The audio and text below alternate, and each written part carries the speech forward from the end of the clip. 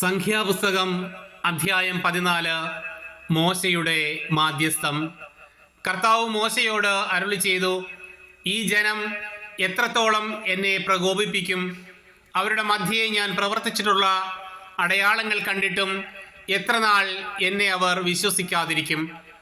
ഞാൻ അവരെ മഹാമാരി കൊണ്ട് പ്രഹരിച്ച് നിർമൂലനം ചെയ്യും. എന്നാൽ അവരെക്കാൾ വലുതും ശക്തവുമായ ഒരു ജനതയെ നിന്നിൽ നിന്ന് പുറപ്പെടുവിക്കും. മോശ കർത്താവിനോട് പറഞ്ഞു, ഈജിപ്തുകാർ ഇതേപ്പറ്റി കേൾക്കും. അവിടുത്തെ ശക്തമായ കരമാണല്ലോ ഈ ജനത്തെ അവരുടെ ഇടയിൽ നിന്ന് കൊണ്ടുപോകുന്നത്. ഈ ദേശത്ത് വസിക്കുന്നവരോടും അവർ ഇക്കാര്യം പറയും, കർത്താവേ, അങ്ങ് ഈ ജനത്തിൻ്റെ മധ്യേയുണ്ടെന്ന് അവർ കേട്ടിട്ടുണ്ട്. കാരണം ഈ ജനം അങ്ങയെ അഭിമുഖം കാണുന്നു.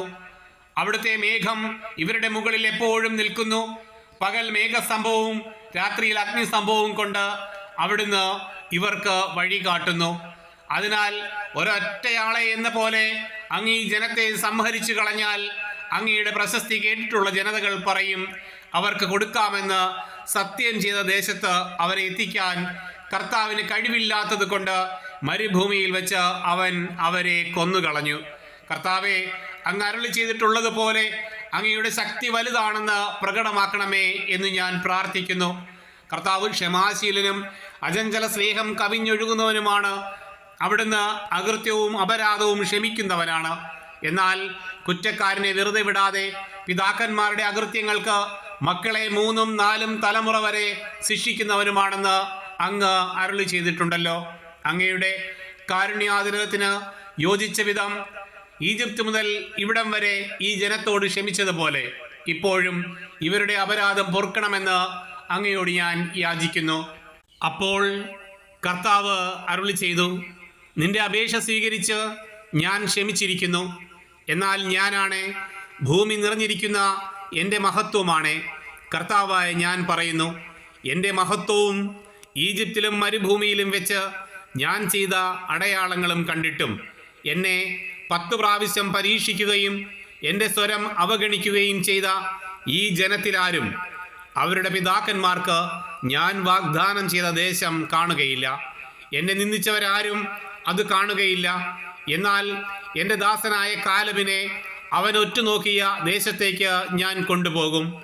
അവൻ്റെ സന്തതികൾ അത് കൈവശമാക്കും. എന്തെന്നാൽ അവനെ നയിച്ച ചൈതന്യം വ്യത്യസ്തമാണ്. അവൻ എന്നെ പൂർണ്ണമായി അനുഗമിക്കുകയും ചെയ്തു. താഴ്വരയിൽ അമലേക്യരും കാനാന്യരും പാർക്കുന്നത് കൊണ്ട് നാളെ ചെങ്കടലിലേക്കുള്ള വഴിയിലൂടെ മരുഭൂമിയിലേക്ക് പിന്തിരിയുക. കർത്താവ് മോശയോടും അഹറോനോടും അരുളി ചെയ്തു, വഴിപിഴച്ച ഈ സമൂഹം എത്ര നാൾ എനിക്കെതിരെ പിറുപിറുക്കും? എനിക്കെതിരെ ഇസ്രായേൽ ജനം പിറുപിറുക്കുന്നത് ഞാൻ കേട്ടിരിക്കുന്നു. അവരോട് പറയുക, ജീവിക്കുന്നവനായ ഞാൻ ശപഥം ചെയ്യുന്നു, ഞാൻ കേൾക്കെ നിങ്ങൾ പിറുപിറുത്തതുപോലെ ഞാൻ നിങ്ങളോട് ചെയ്യും.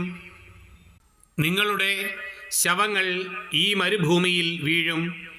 നിങ്ങളിൽ 20ഉം അതിലേറെയും വയസ്സുള്ളവരിൽ എനിക്കെതിരായി പിറുപിറുത്ത ഒരാൾ പോലും നിങ്ങളെ പാർപ്പിക്കാമെന്ന് ഞാൻ വാഗ്ദാനം ചെയ്ത ദേശത്ത് പ്രവേശിക്കുകയില്ല. യെഫുന്നയുടെ മകൻ കാലബും നൂനിൻ്റെ മകൻ ജോഷുവായും മാത്രം അവിടെ പ്രവേശിക്കും. എന്നാൽ ശത്രുക്കൾക്ക് ഇരയാകുമെന്ന് നിങ്ങൾ ഭയപ്പെട്ട നിങ്ങളുടെ മക്കളെ ഞാൻ അവിടെ പ്രവേശിപ്പിക്കും. നിങ്ങൾ തിരസ്കരിച്ച ആ ദേശം അവർ അനുഭവിക്കും. നിങ്ങളുടെ ശവങ്ങൾ ഈ മരുഭൂമിയിൽ വീഴും.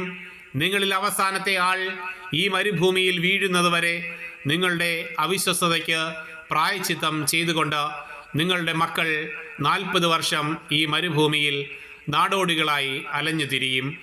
40 ദിവസം നിങ്ങൾ ആ ദേശം രഹസ്യ നിരീക്ഷണം നടത്തി ഒരു ദിവസത്തിന് 1 വർഷം വീതം 40 വർഷത്തേക്ക് നിങ്ങളുടെ അകൃത്യത്തിന് നിങ്ങൾ പ്രായശ്ചിത്തം ചെയ്യണം.